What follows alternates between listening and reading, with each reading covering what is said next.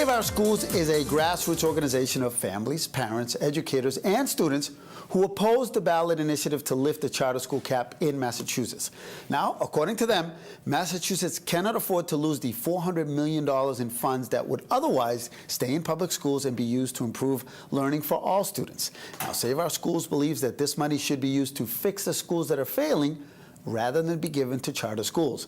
It is indeed a hotly debated topic here in Massachusetts, and to give us more details on their perspective this morning, we've invited Marisol Santiago. She is the field director for Save Our Schools, and Rosaura Quirarte-Perez, I love that name, a teacher at the Fuller Middle School in Framingham. Welcome to Revista Hispana and Channel 7. Thank you. Thank you. So I did say it's a hotly debated issue. You hear it all the time. So anytime we can get either side on, I like it, because the more informed our viewers are, the more they can know. So when we talk about this, you say your campaign is kind of Save Our Public Schools. What do you mean by that, and why? So Save Our Public Schools, and thank you very much for having us. Save Our Public Schools is a coalition, as you mentioned, of parents, students, and teachers, community groups that are coming together to really look at this ballot question and have conversations in our communities about what's at stake. You know, Save Our Public Schools is essentially that public education has been suffering through budget cuts. There's been a lot of kind of concerns coming from various parts throughout our state, and this coalition is coming together to really say, not only do we have to come out and vote the right way in November to protect public education, but also how do we have this coalition in place after November? Okay, so take me through kind of your point of view as a teacher. For example, currently, as a Framingham teacher at the Fuller Middle School, I'm a bilingual teacher. Okay. And $4 million a year goes to the charter school. As a bilingual teacher, we struggle on a daily basis. We lack resources and materials for the bilingual program.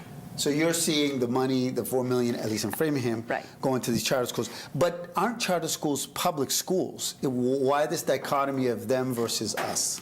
Yeah, there's this common understanding, right, in wherever you go across the state, that charter schools are essentially public schools, but that is not true. Charter schools are essentially public schools that are privately run. In fact, there's a large number of boards. If you look at their representation on their boards across the state, very few number of them actually have parent representation, and that's concerning to me as a parent. I know that I like to be very involved with the decision making in my children's school, so it's something that there's clearly a difference between the way both of those work. Now, I understand that you're saying that a lot of those resources, if schools are failing, instead of giving it to new charter schools, let's fix the ones that are failing, is your argument, right? Right. But what about the parents that say, well, but charter schools are working for the kids that are in there? Well, I can speak to that also as a parent. I live in Marlborough. I work in Framingham, but I live in Marlborough. And there's also a charter school in Marlborough. It's called AMSA. And I actually had my daughter in this charter school, and for 3 years. It starts at sixth grade. It goes up to high school. I chose to take my daughter out after 3 years, and the reason for that is many of the teachers at this charter school, first of all, they come to work at a charter school not necessarily having the strategies to teach. They know their content, because many of them work in the private sector. They're engineers, they're scientists, but they don't have the strategies because they don't have to go through the teacher preparation programs. So they cannot address the different modalities. They can't address the teaching, the needs of the different children, the way children learn. So emotional, special needs, diverse needs. So they're not prepared to teach all children as a public school. And your big beef is $400 million a year. are being taken away. You see it as being taken away from our let's say conventional public schools to begin into these charter schools, who you say you obviously are not in agreement with the way they run and so forth. So that's your thing. So tell me a little bit of how people can get involved, because we have some photos and I want to put your website up so that folks who become interested in this can actually find more information. I did go on your website, saveourpublicschoolsma.com, and what's going on here at this photo? So this was actually recently at our state convention, happened in Lowell in the Songus Arena.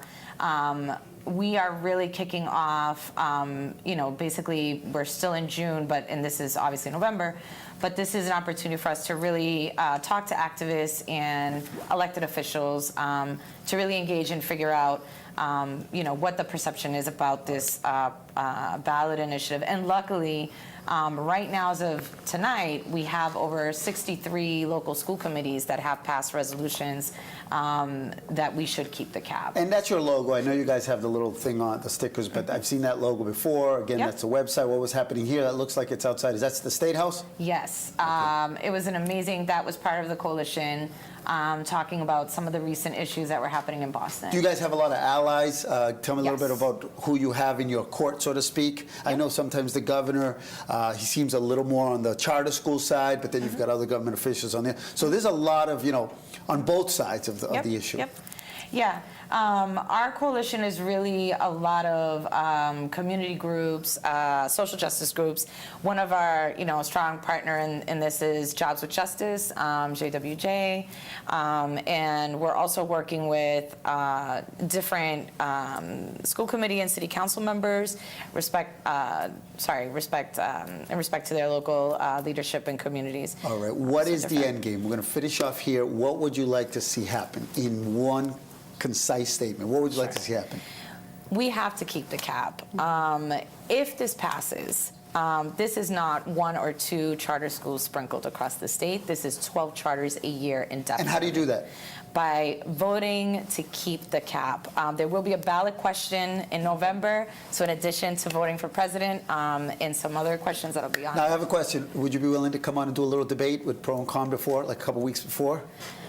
Think about it and get back to me. I think. Think about it. You know how to contact me. I know how to Yes. contact you. Hey, congratulations over there in Framingham. I know it's a great community, and you're doing a lot of good work out there. I know a lot about the community. So Thank you. Mucha suerte, okay? Thank you. Next time we'll do it in Spanish. We did it all in English. Sí. Okay. All right. When we come back, not that these women are not beautiful, but we have the official La Belleza Latina. Nos va a adornar el estudio, ya que estaremos hablando con Catherine Castro, una de mis preferidas finalistas. I was a little partial to the Puerto Rican girl. From Nuestra Belleza Latina VIP. Aquí mismo en Revista Hispana.